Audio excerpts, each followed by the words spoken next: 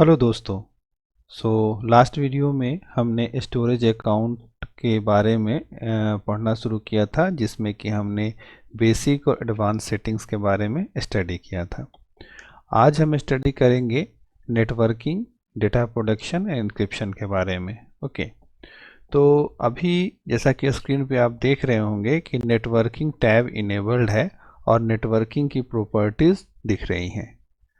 सबसे पहले network connectivity में यहाँ पर आप देखें कि enable public access from all networks.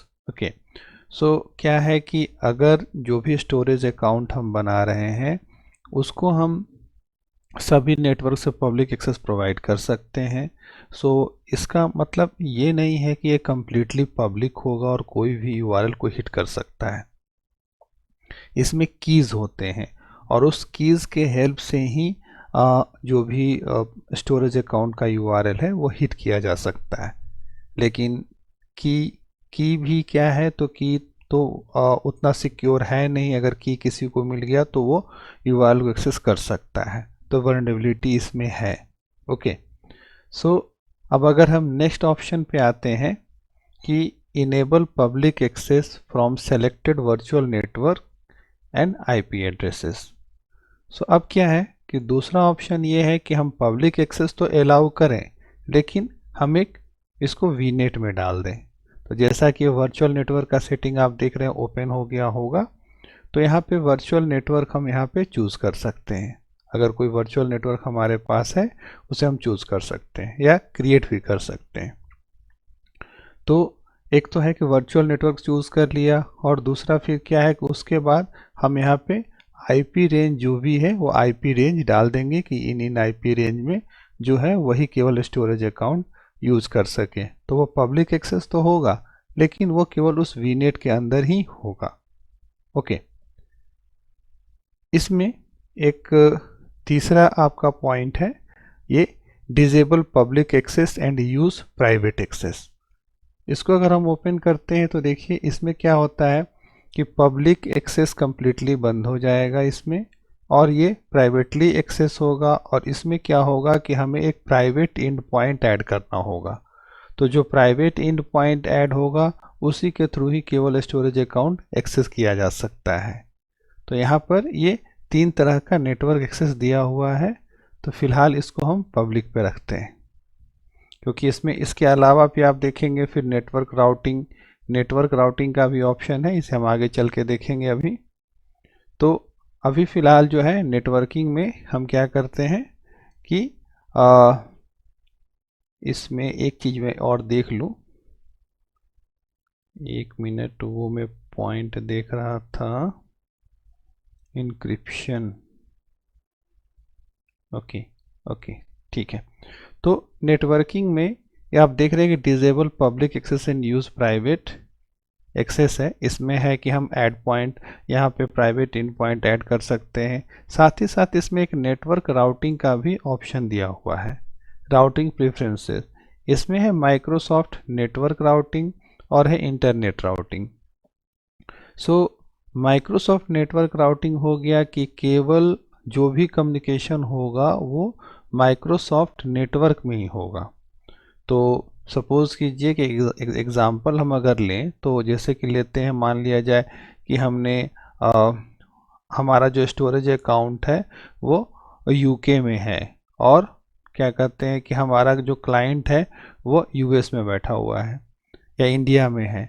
तो अगर वो स्टोरेज अकाउंट को यूज़ करना चाहता है तो माइक्रोसॉफ्ट के राउटिंग के थ्रू ही होगा, अगर ये ऑप्शन चूज़ करते हैं। तो इससे क्या होगा कि माइक्रोसॉफ्ट के नेटवर्क में ही वो ट्रेवल करेगा, तो सिक्योरिटी हमारा जो एक्सटर्नल सिक्योरिटी की ओर नहीं जाना पड़ेगा, इंटरनली ही वो सिक्योर रहेगा। और जो दूसरा ऑप्शन है इंटरनेट राउटिंग, इसमें क्या है कि वो डेटा इंटरनेट पे मूव होगा और वो फिर वहाँ से फिर वो एक्सेस किया जाएगा। ओके, तो ये भी एक नेटवर्किंग में ऑप्शन हो गया आपके पास डेटा सिक्योरिटी के लिए। ओके, इसके बाद देखिए इसमें नेटवर्किंग के सारे ऑप्शंस हो गए। अब हम आते हैं डेटा प्रोटेक्शन पे। डेटा प्रोटेक्शन पे अब रिकवरी में आप देखें यहाँ सारे ऑप्शंस दिए हुए हैं। इसमें इस ऑप्शन के बारे में हम थोड़ा बाद में देखते हैं। ओके, पहले यहाँ से देखते हैं जो कि इजी टू अंडरस्टैंड है। Enable soft delete for blobs. Okay, तो सॉफ्ट डिलीट में क्या होता है कि हम डिलीट नहीं करते। अगर कंपेयर किया जाए तो एक सॉफ्ट डिलीट होता है, एक हार्ड डिलीट होता है। हार्ड डिलीट मतलब कंप्लीटली डिलीट कर देते हैं, उसका कुछ नहीं रखते हम लोग। और सॉफ्ट डिलीट में क्या होता है, केवल उसे हम डिलीट मार्क कर देते हैं कि यह डिलीट हो गया, लेकिन वो डिलीट होता नहीं है, वो एग्जिस्ट करता है। ओके, और यहाँ पर एक रिटेंशन पीरियड हमने रखा है 7 डेज का। तो यहाँ जो भी डेज हम डाल देंगे उस टाइम तक ये इस फॉर्म में रहेगा और उसके बाद में ये सिस्टम से हट जाएगा।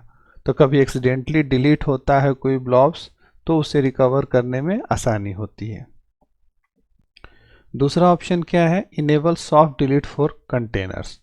तो सेम यहाँ कंटेनर के लिए भी होता है। कंटेनर अगर कहीं डिलीट हो गया एक्सीडेंटली तो उसे हम रिकवर कर सकते हैं और रिटेंशन पीरियड दिया हुआ है।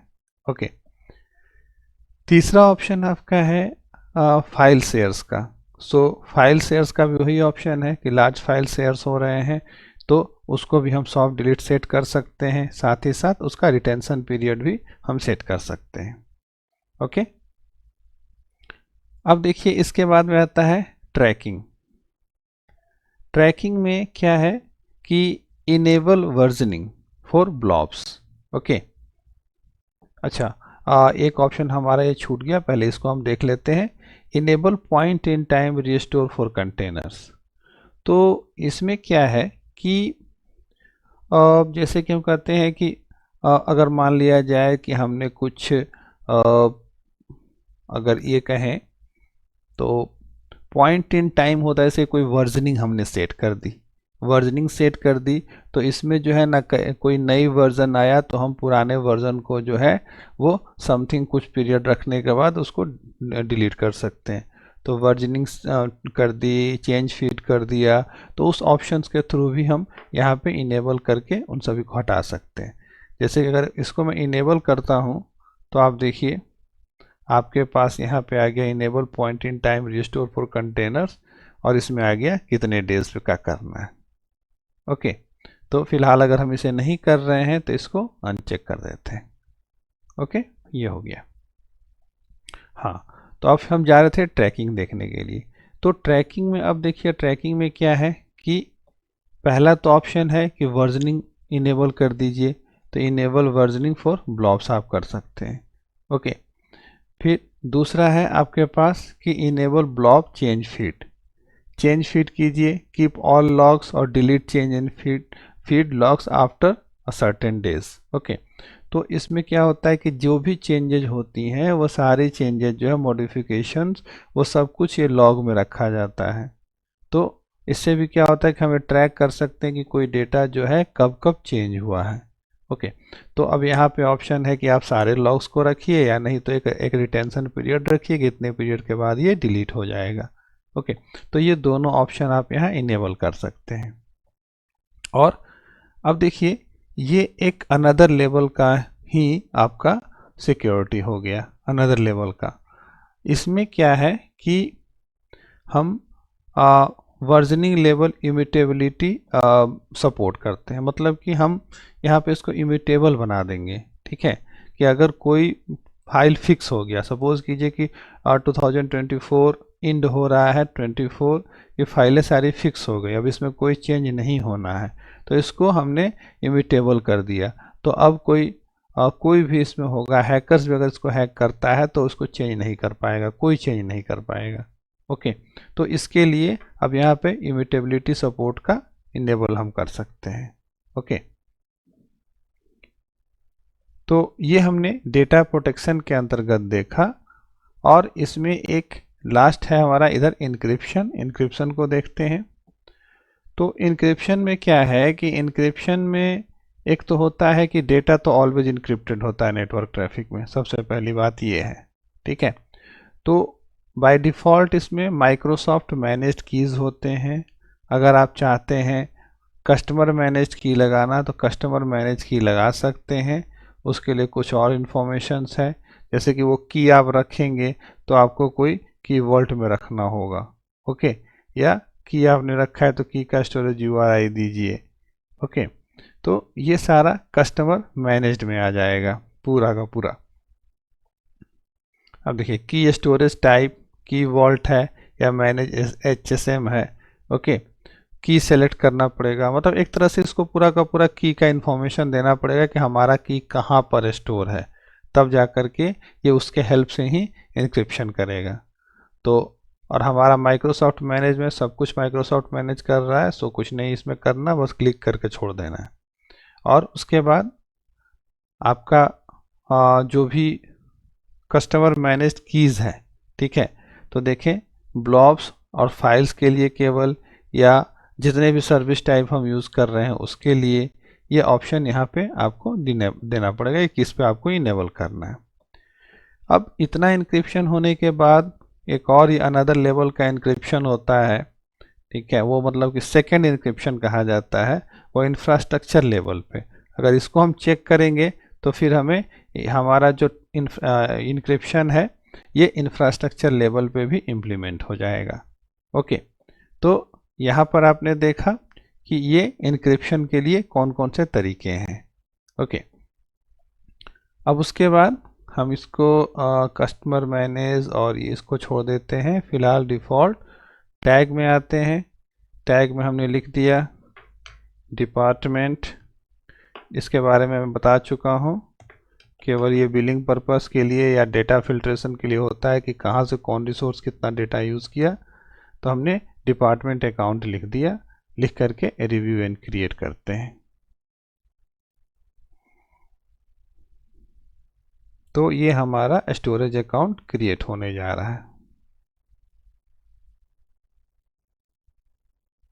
ठीक है, ये हो गया इसका रिव्यू क्रिएट।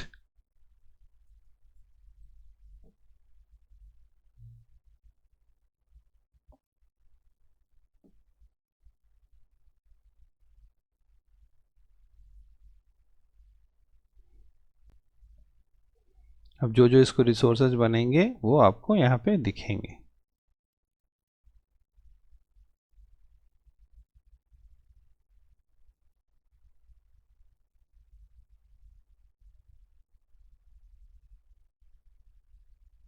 माई स्टोरेज बिन ये बन रहा है।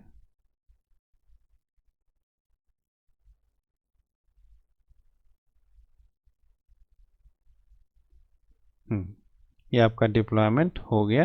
अब गो टू रिसोर्स हम कर सकते हैं।